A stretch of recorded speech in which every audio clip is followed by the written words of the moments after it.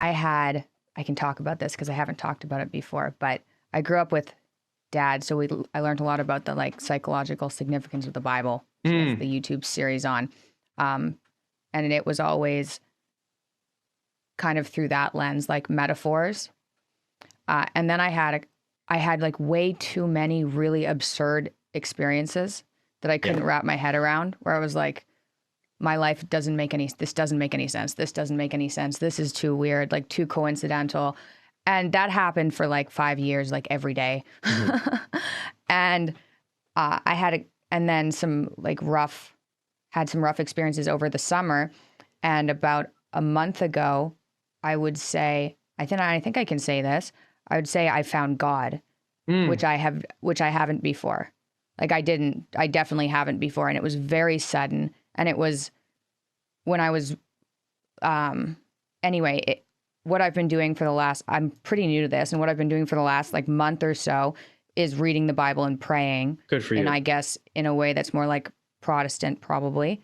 And it's been the like amount of peace that I've had, I haven't had before. Yeah. It's completely absurd. I can't believe it. Like, so I was looking forward to talking to you because my mom practices Catholicism and I haven't really understood it very well because I felt like part of it was kind of, I don't want to say vindictive, but I felt like there was a punishing element to it, so that if you do something wrong, it's like, repent and kind of punish yourself. And I feel like with my type of brain, I have enough guilt in me that I punish myself enough for anything I maybe even don't even do that wrong. So I was like, I wasn't very attracted to the whole Catholicism thing because I thought there was a punishment element. So I was interested in talking to you to like learn a little bit more about it. Yeah. I have some thoughts on the punishment element, but I'm curious, can I ask about your experience first? Yeah. So when you said you felt you discovered God, what was that? Was it just like in a single moment you realized that things just lined up too well, or? It was like, I had this one day where I was worrying about a number. There were like 4 really important, and I'm not going to get into details. That's fine. Either, like you did, but like exactly. really, I get it. 4 really important parts of my life and all of them were going really badly. Like in ways where I was like, am I not trying hard enough? Yeah. Like, what more can I do? I can't do more to fix these 4 major problems. And then I met somebody. I was going to check out Austin to see if I wanted to stay in Austin for the winter, which I don't. But I met somebody there and he's Christian. And he was like, well, how are you managing with all these problems? And I was like, I'm not managing well. I'm really not managing well. Yeah. Like I'm working and I'm keeping it together, but I don't feel good. And I used to be like clinically depressed and I wasn't depression. I just wasn't feeling good. And he was like, well, that's why you need God. And I said, okay, well, that's fine and dandy. It's nice when somebody comes up to you and is like, well, you need God, because how are you supposed to wrap your head around that? So I was like, well, I don't know. Like, yeah, okay, maybe that sounds great, but I don't know how to get there. And he said, just beg for him to reveal himself to you. Like, ask him to, that's what he said, ask him to reveal himself to you. And so I went home that night and I was pretty upset about like these 4 major problems. And I was in bed. So I was praying, like seriously praying, like, please give me some sort of sign. Please reveal himself to you.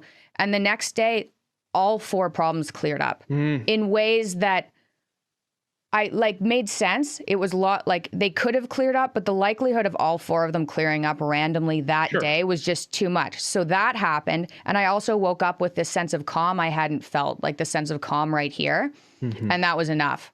I was like, okay, that's good. That's good enough for me. So it was kind of like a click there, which is different for me because I think I've been talking about it on the podcast a little bit and bringing people on and talking to my mom, but nothing clicked. So it was really sudden click. And then everything was great for about 2 weeks. So I was praying, I was reading the Bible. I was like, this is fantastic. Everything's working out. And then 2 weeks later, I was like, just a little bit, just this one little thought that was like, well, am I being silly? There are actual like more logical explanations for why things turned around. And that happened. And then I had 2 just miserable days. So it was just 2 miserable days. And it was like, what is happening? why do I feel this like existential horror again? Which I would differentiate from depression because I've been depressed before. This was really like existential angst. Yeah. And so then I think I went back. It's not like I'd stopped reading the Bible or stopped praying, but I was just a little bit more removed from it.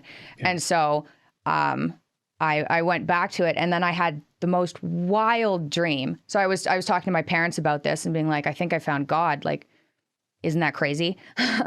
And I went to sleep that night, and I woke up at 5:30 in the morning, and I had a dream. I think I'm allowed to talk about this stuff, but I had a dream, and this loud thundering voice just yelled, "Do it," in the dream. And I woke up at 5:30 in the morning and was like, I think I just got yelled at by God. I think that just happened. That's what it felt like. What does that mean? What does it mean? So I had kind of a rough morning. I was like, I don't know what this means. Is that really what happened? And then it occurred to me that I think what it meant was just go all in. Don't do this like 75% in. Anyway, so it's been a wild month. I'm doing really well. It's just, I'm a little bit shocked. Yeah. I mean, that's incredible. So because you are lukewarm and neither hot nor cold, I will spew thee out of my mouth. And the spew, it really means something like vomit. And it's an allusion to disgust. And so it's a very interesting idea, is that the people for whom the most severe judgment is reserved aren't the committed sinners or the committed saints. They're the people in the middle who sort of play both ends against the middle, who won't commit. And so it's possible, Michaela, that voice in your dream, this method of dream interpretation, by the way, is called amplification, and it's a Jungian technique. And so, your imagination presented this to you as something akin to a personal revelation. And so this is a amplification with a more impersonal revelation. It's don't play both ends against the middle, right? Commit to what you're doing fully. And that's perhaps, now it isn't clear what that meant because the dream wasn't that specific. You have to work that out for yourself. When you're doing something halfway, well, perhaps that's not for the best. So it didn't even feel like halfway though. It felt like 75% or 80 at that point. And I feel even that wasn't good. It was like 100 or nothing. Exactly. That's what that felt like.